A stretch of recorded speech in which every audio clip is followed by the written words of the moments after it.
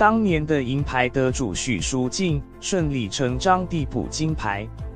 2016年里约奥运，靠着教头蔡温益的智取，让许淑净成为台湾奥运史上唯一获得2面金牌的台湾人。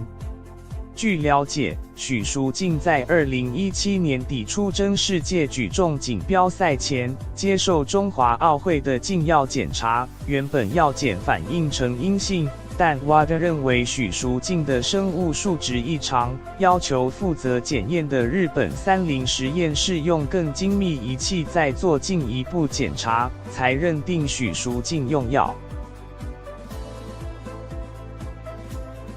事后，中华奥会的禁药管制委员会将许淑净判定禁赛3年，不过他因手伤严重，且复原进度不如预期，去年6月他在脸书上提前宣布退休。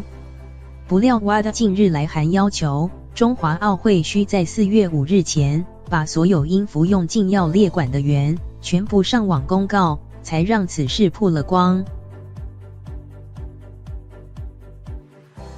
据了解，许淑净因伤缺席2017台北世界大学会后，伤势一直没能好转，加上当时是锦赛日期逼近，求好心切压力过大导致失眠，误服含有禁药成分的安眠药，才导致禁药检测结果异常。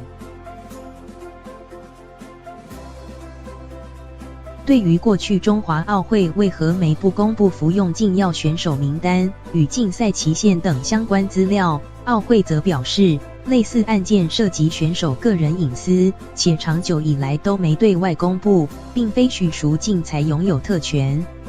目前包括仁川亚运金牌女将林子琪以及许淑净，都因服用禁药遭处禁赛。据了解，中华奥会将在4月5日前在网络上公告竞赛选手相关资讯。